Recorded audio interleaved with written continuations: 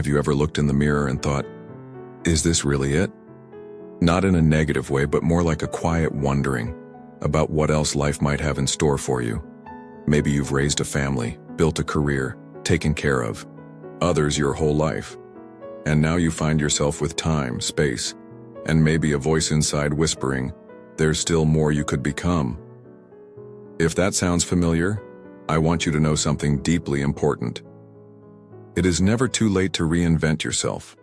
Whether you're 65, 75, or 85, you are not too old to change your path, to discover new talents, to fall in love with life again, or even for the first time. You're not stuck.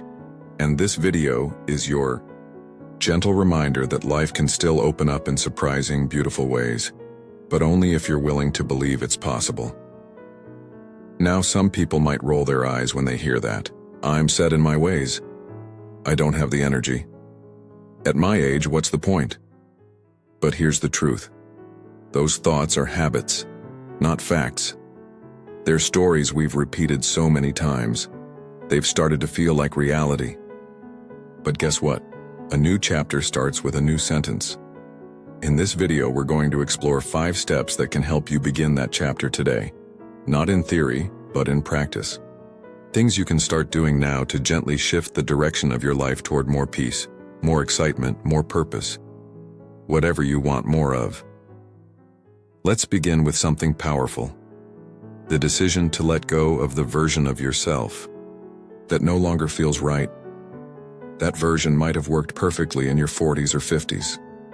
Maybe it was built on responsibility, or survival, or doing what you were told. But who you were then doesn't have to be who you are now. You've earned the right to rewrite the rules of your life. Reinvention doesn't mean becoming someone else. It means becoming more of who you truly are. That might be the painter you set aside for the job, the singer who never left the shower, the traveler who always dreamed of seeing Italy. Or maybe it's simply becoming the peaceful, calm version of yourself you never had time to be. And the best part? Reinvention doesn't have to be loud or dramatic. It doesn't need applause. It can begin quietly right now, just by asking yourself, what do I want more of in this chapter of my life? More joy? More connection? More challenge? There are no wrong answers. The key is just to start listening. And once you do, once you open the door even slightly, life tends to rise up and meet you there. New people, new ideas, new chances. They begin to appear not because they weren't there before, but because now you're finally looking. Now that we've opened the door to possibility, let's walk through it together. You might be wondering, what's the first actual step? And to be honest, the first real step is often the hardest. Because it's not something you do outside of yourself, it's something that happens within. It's giving yourself permission, that's it. Sounds simple, doesn't it? But so many of us spend our whole lives waiting for someone else to say it's okay to change, to dream, to want more. Maybe we grew up in a time when duty came first. You didn't chase dreams, you worked hard, took care of others, kept your head down. And maybe you became really good at that. So good, you forgot what it was like to want something just for you. But here's what I want to remind you today. You do not need anyone's permission anymore. Not your children's, not society's, not even your younger self's. If there's something tugging at your heart, no matter how big or small, you are allowed to follow it. Fully, fiercely, joyfully. Maybe it's learning to dance.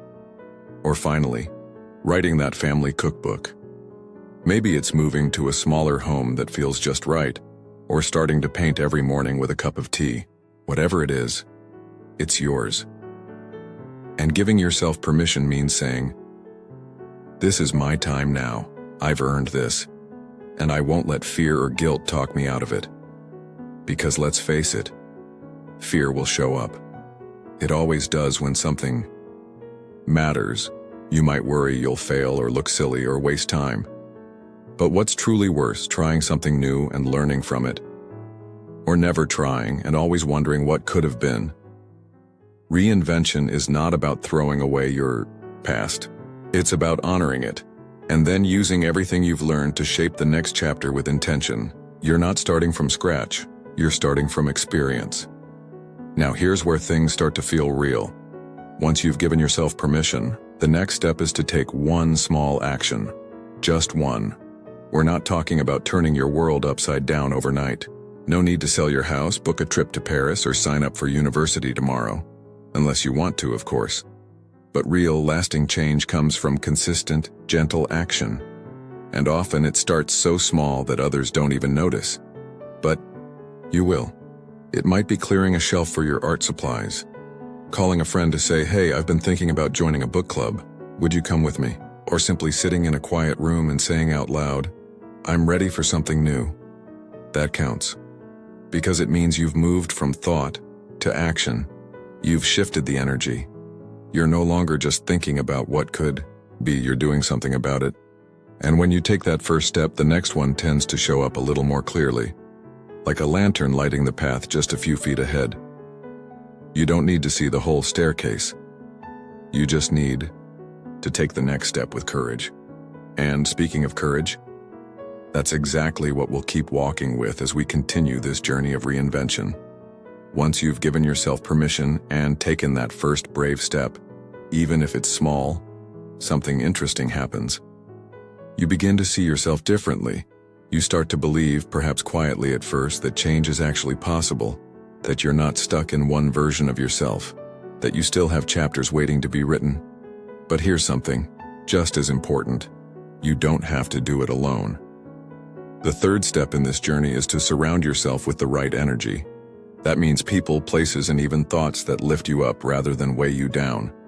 After 65, the quality of the people around you matters more than ever. You've earned the right to peace. You've earned the right to be around those who make you feel like your dreams are not silly or too late or out of reach. And sometimes that requires a gentle but firm shift. Maybe you have an old friend who always pulls you back into the past, or a neighbor who insists on reminding you of your age like it's some kind of expiration date. You don't have to cut everyone out of your life, but you can create some distance from voices that discourage you and lean into the ones that believe in you. Even better, seek out new voices. There are walking clubs, book groups, online, forums, community centers, faith circles, and creative classes where people of all ages are reinventing themselves daily. And if you don't see a space like that near you, maybe that's your cue to start one. You never know who might be waiting for someone like you to make the first move. Reinvention is easier when you're not doing it in a vacuum. When someone says, "I feel that way too," it becomes more than an idea. It becomes a shared experience, a connection, a reason to keep going. And sometimes, the right energy can come from something as simple as what you feed your mind each morning. Start your day with words that speak life into you. A favorite quote, a peaceful prayer, a motivating podcast, a journal entry, even a sticky note on your mirror that says, "I'm proud of how far I've come." Because this next step of reinvention is subtle but powerful. It's about creating a routine that reminds you who you're becoming. You're not trying to become younger. You're not trying to go back in time. You're becoming more you, a wiser, freer, more grounded version of yourself. That kind of growth doesn't come from chasing trends or comparing yourself to others. It comes from tuning inward, from asking questions like, "What excites me?" and "What drains me?" And then, little by little, building a life that leans more into what lights you up. Think about your mornings, your afternoons, your evenings. Is there space carved out for what truly matters to you? For quiet? For joy? For movement? For laughter? Because here's the truth. Routines can either keep us in a rut or set us free. And when you choose to create a routine that reflects who you want to become, not just who you've been, you start to feel that shift. You wake up with more clarity. You move through your day with more purpose. And isn't that what reinvention really is? It's not about becoming someone new. It's about remembering who you've always been, underneath all the noise and expectations. We've talked about permission, first steps, and energy. Now it's time to go even deeper. When the dust starts to settle and you've begun to surround yourself with the right people, the right thoughts, and the right energy, something inside you stirs. It's subtle at first, like a faint breeze coming through a cracked window. But that breeze, it's possibility, and it leads us right into the fourth step of reinvention, learning to let go. Now, this step, it's not always easy, because letting go often means releasing parts of ourselves that feel familiar, even if they no longer serve us.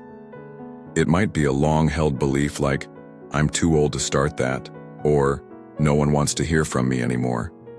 It could be a role you've played for decades, always the caretaker, always the one who says yes, always the one who keeps the peace. But reinvention requires space. And to create space for something new, you have to be willing to put some of those old weights down. Imagine holding a bag full of stones. Each stone has a label: fear, guilt, regret, comparison, routine. You've carried them for years, maybe so long that you hardly notice the heaviness anymore. But just because you've carried them doesn't mean you have to keep doing it.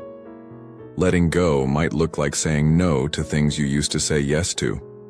Not because you don't care anymore, but because you've started to care about yourself. It might mean trying something unfamiliar like painting or hiking or speaking your truth out loud, even if your voice shakes a little the first time. And sometimes letting go is quiet. It's not dramatic. It's not loud. It's sitting with yourself and saying, that chapter is over, and it's okay. When you stop clinging to what no longer fits your life, you begin to feel lighter, your thoughts clear, your heart opens, and suddenly, reinvention isn't something you have to force. It begins to unfold naturally, like spring after a long winter. And here's something beautiful. When you let go, you make room for joy again. Not the fleeting kind, but the lasting kind.